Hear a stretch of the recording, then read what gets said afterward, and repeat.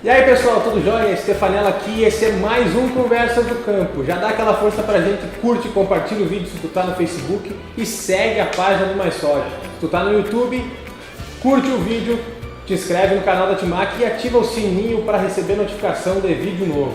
E hoje, como vocês não são bobos, já viram na descrição do vídeo, o tema é clima e a sua influência nas produtividades. Então roda a vinheta que a gente vai conversar.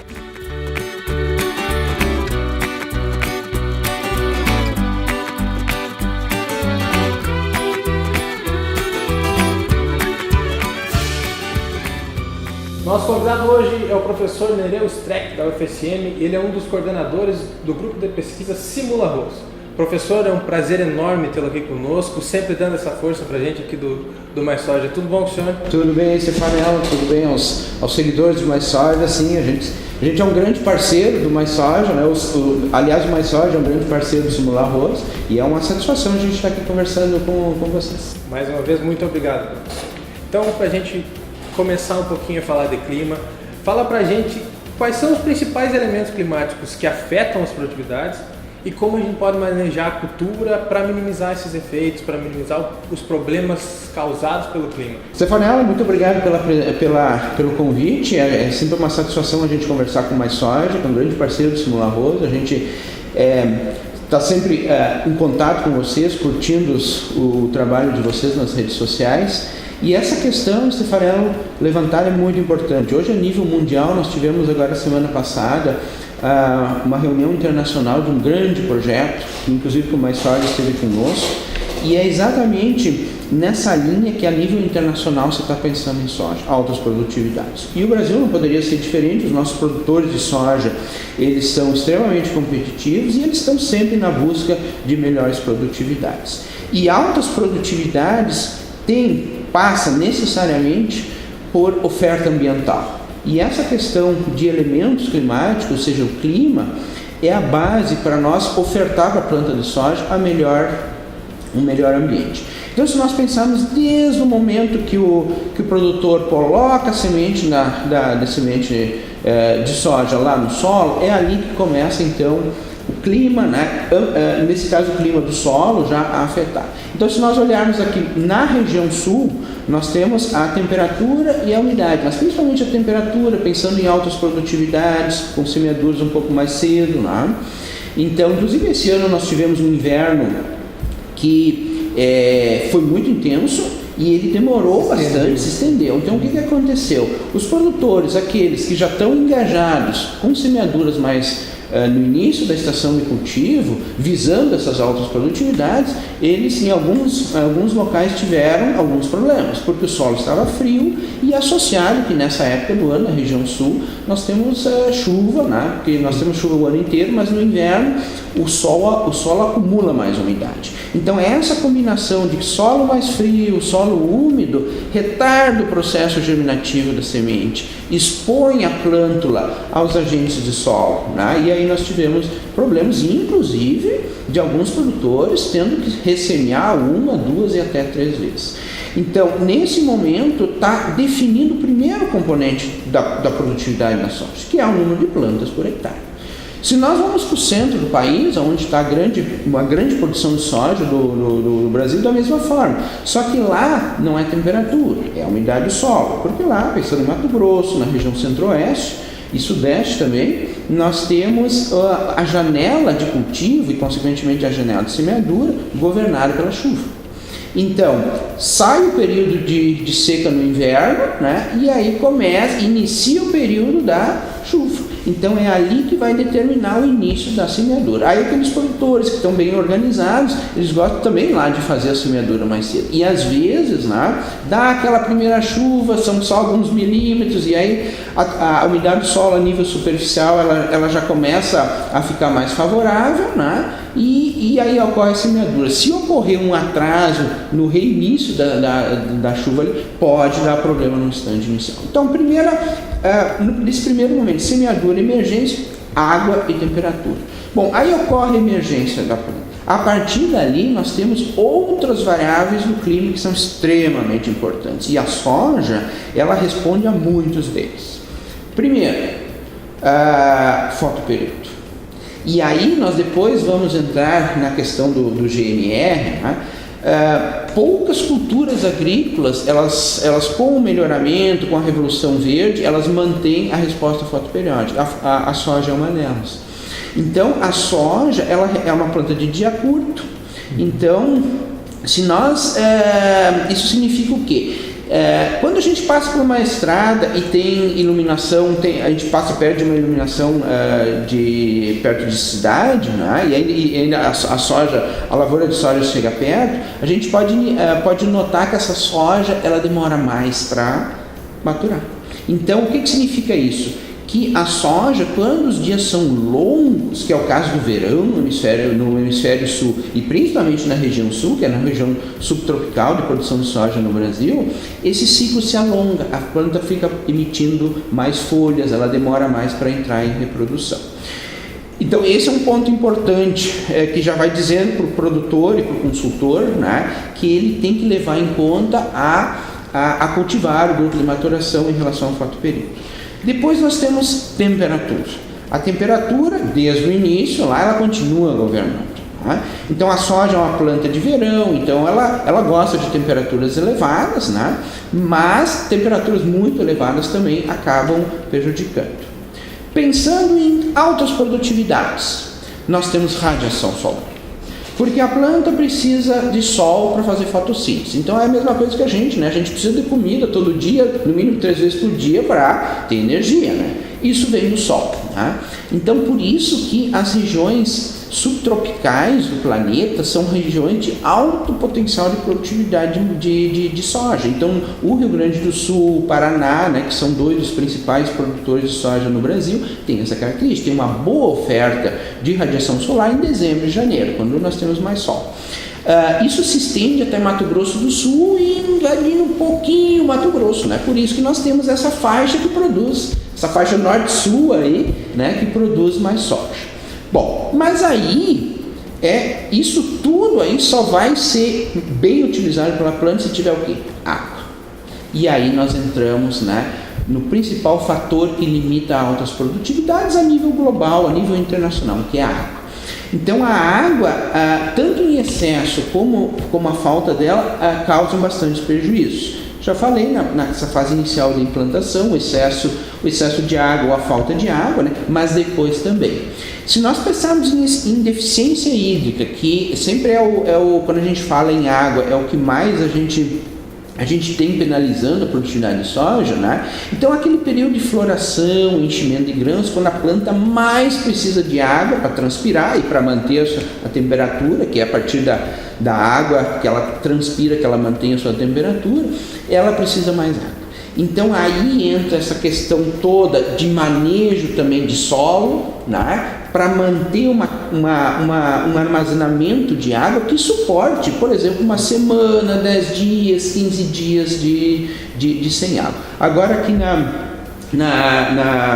nós tivemos agora na região sul, principalmente no Rio Grande do Sul, um período agora de altas temperaturas e pouca chuva durante praticamente 10 dias, né, 15 dias, e nós falando com produtores onde a gente desenvolve pesquisa para altas produtividades, produtores de referência, que são inclusive vencedores de SESB, eles nos disseram que mesmo, né, esse período mais longo, como eles têm um manejo de solo extremamente bom, né, eles conseguiram superar esse período sem chuva de 10, 15 dias, sem problema nenhum, né? Então aí de novo, né, Stefana, é um conjunto de fatores, né? Quer dizer, o produtor ele tem que olhar o solo pensando na água também, né? Então, resumindo assim, seria dessa maneira que a gente entende o clima afetando a cultura da soja. Muito bom, professor, muito bem explicado. O pessoal de casa acho que entendeu bem a mensagem. Então o senhor falou em semeadura, falou em período de chuva, para a gente entrar um pouquinho depois, tanto no Centro-Oeste como aqui, o pessoal quer entrar sempre antes, na verdade. E o escalonamento da semeadura, como que ele vai auxiliar para minimizar esse tipo de efeito? O escalonamento da semeadura ele é interessante porque se nós colocarmos todos os ovos numa única cesta, né, se essa cesta cair, vai quebrar todos, né? Então, o zoneamento a nível de Brasil, O zoneamento ele prevê um período, né? Então, além de ajustar a melhor cultivar, o grupo de maturação para cada época de semeadura, isso também tem um papel importante no escalonamento. Até pensando no produtor que precisa dimensionar o seu maquinário, número de dias trabalháveis, janelas, né, para entrar. Então, se nós pensarmos mais aqui na região sul do Brasil, semeaduras de outubro elas são ideal pensando em altas produtividades, porque depois do dia de finados, nós começamos a ter uma perda potencial de até meio saco de soja por dia de atraso, né? Então, se o produtor se organizar, se ele conseguir, né, evidentemente que cada produtor tem a sua realidade na sua área, se ele conseguir iniciar o período de semeadura, né, no início do período do zoneamento, né, e conseguir estender um pouco mais durante esse período ainda ótimo, né, mexendo com o grupo de maturidade, ele vai estar otimizando, e aí quando nós temos esses períodos curtos de efeitos climáticos, né, mais desfavoráveis, não são todas as lavouras que estão.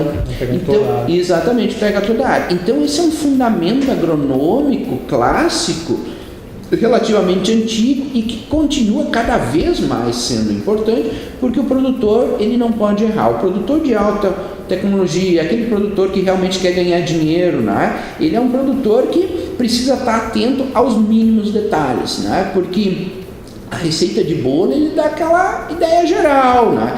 Mas hoje o produtor, para ganhar dinheiro, ele tem que ir além da receita de bolo. Então o escalonamento ele tem esse objetivo, né, de diluir os riscos, né? Então é nessa linha. Bom, a gente conversou então sobre GMR, cultivares.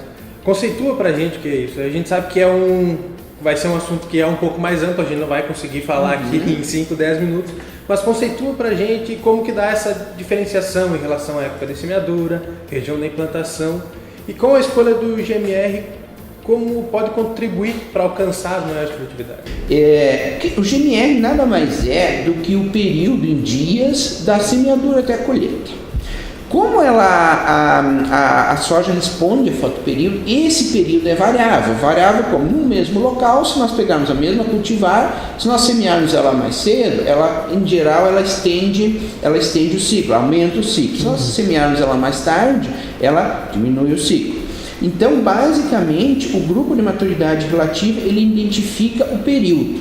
Bom, como tem uma mudança muito grande de ciclo, quando nós mudamos época, e principalmente se nós pensamos em nível de Brasil, né, que nós produzimos soja na região subtropical até a região equatorial, né, essas cultivares, elas têm diferentes ciclos. Então, a metodologia que definiu o grupo de maturidade, ou essa classificação de grupo de maturidade, ela basicamente, ela diz o seguinte: bom, nós temos que ter um período padrão e uma época padrão, e nas outras épocas, e as outras cultivares, elas vão ter um ciclo maior ou menor em relação a essas cultivares de referência que a gente já tem.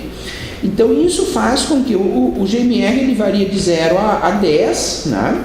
Então o que acontece? Na região, no Brasil, nós temos que na região sul, os grupos de maturidade mais recomendados são de 5 a 7, os mais utilizados, né? 4 alguma coisa também, né? Mas em geral de 5 a 7, e depois à medida que nós vamos subindo em direção ao Equador, aumenta, então vai para 8, 9 até 10. Bom, o que significa isso? Que nós mudamos o grupo de maturidade para manter esses mais ou menos, esse ciclo ideal, que é em torno aí de 125, 130 dias. Então, por isso, né, que a gente tem, para a região centro-oeste, por exemplo, o grupo de maturidade é maior, para que essas cultivares lá tenham um ciclo de 120, 130 dias e ainda tenham uma alta produtividade. Então, de uma maneira bastante simples, né, o GMR significa ciclo e posicionar ele ao longo da latitude, né, um país continental como o nosso, né, Por isso que existe essa diferença tão grande de grupo de maturidade entre a região subtropical do Brasil e a região tropical do Brasil. Levando em consideração isso, também a gente pode entender que uma cultivar que vai bem aqui no sul, ela pode não ir tão bem assim no centro-oeste. Então isso é muito importante porque o produtor, o consultor, né, junto com o seu consultor, eles precisam entender a genética cultivar que estão utilizando. Então consulte bem o catálogo da empresa, de preferência converse com alguém da empresa, né, se aquele grupo de maturidade ali, se ele para aquela região é o melhor. Né? Então extremamente importante, porque ela vai mudar ciclo, né, de um local para outro no Brasil. No Brasil inteiro. No Brasil inteiro. Bom, professor, a gente falou antes de florescimento, de necessidade de precipitação. E qual seria o efeito da temperatura nesse estágio fenológico da cultura, vamos dizer assim? E qual o motivo, vamos juntar essas duas perguntas aqui, do uso da soja de ciclo precoce ou super precoce, quando o pessoal trabalha com milho safrinha? A questão da temperatura ela é importante, especialmente nessa safra, na região sul. Nós tivemos 3 ondas de calor bem fortes, já a primeira muito longa ali no Natal, Ano Novo, né? Depois veio uma segunda onda de calor no final de janeiro e agora início de fevereiro, e agora no fim de semana, uma semana atrás, cada vez elas estão mais curtas, o que é normal, mas de uma intensidade bastante grande. Então nesse período da floração, a soja é bastante sensível. Então a temperatura ideal para a soja nesse período de floração é na faixa de 25 graus. E temperaturas de 38, 40 graus que nós tivemos, né, agora em alguns dias, causa abortamento de flores. Então, por isso que, pensando nas regiões mais altas, de altitude maior, que a temperatura é mais amena, o potencial de produtividade é maior, por causa exatamente disso, porque nesse momento está formando os componentes de rendimento finais, aqueles que vão determinar o número de vagens, né, fundamentalmente, por planta. E na questão, então, do milho safrinha, sim, exatamente. Então, nós temos que colocar cultivares de soja de um ciclo mais curto, para que nós tenhamos, né, tempo do milho ainda, também com materiais de ciclo curto, para que as duas culturas tenham aquele período mínimo para otimizar a oferta ambiental e todo o manejo que é colocado em cima das duas culturas. Bom, e a gente fala, agora voltando para a soja, saindo um pouquinho do milho safrinha, a gente fala muito em 100 sacos por hectare, que a gente tem que chegar em 100 sacos por hectare, aumentar o teto produtivo. Como que a gente ia conseguir mais direto, assim? Como que a gente consegue atingir essa produtividade? E quanto eu necessitaria, em média, vamos dizer assim, de precipitação durante todo o ciclo da cultura para mim chegar nesses patamares de produtividade? Perfeito. Primeira coisa, escolher a cultivar com um grupo de maturidade apropriado para semeaduras que vão permitir o potencial máximo de produtividade. Começa aí. Segundo aspecto importante é densidade de plantas. Tá? Então, por que grupo de maturidade, época de semeadura e densidade precisam estar casadinhos? Porque nós precisamos atingir um índice de área foliar apropriado, né, para nós encher a caixa. Quer dizer, nós formamos uma caixa, né, nós compramos uma caixa, mas nós temos que ter força para encher essa caixa. Então, em geral, para cada uma unidade de índice de área foliar, nós conseguimos 1 tonelada de soja. Então, se nós almejarmos 100 sacos, ou seja, 6 toneladas, nós vamos ter que atingir um índice de área foliar lá no R5, né, em torno de 6. Tá? Se nós não conseguirmos isso, o nosso potencial ele não está chegando nesse teto mínimo que nós precisamos para conseguir, na hora da colher, 6 toneladas ou 100 sacos. Né? E água. Obviamente, né? Nós construímos, nós temos a caixa, nós temos força para encher a caixa, mas se nós não tivermos água para essa máquina funcionar e encher, não adianta também. Então, precisa em torno aí de 800 milímetros, pelo menos, para nós conseguirmos encher essa caixa toda de soja. Né? Paraná ali tem alguns estudos que talvez com 700, 750 já se consiga. Importante. Isso precisa ser bem distribuído ao longo da estação. No momento que nós tivermos uma distribuição um pouquinho irregular naqueles momentos mais críticos, né, esses 800 eles não vão ser suficientes. Então, por isso, né, que nós temos sempre maior segurança num sistema irrigado.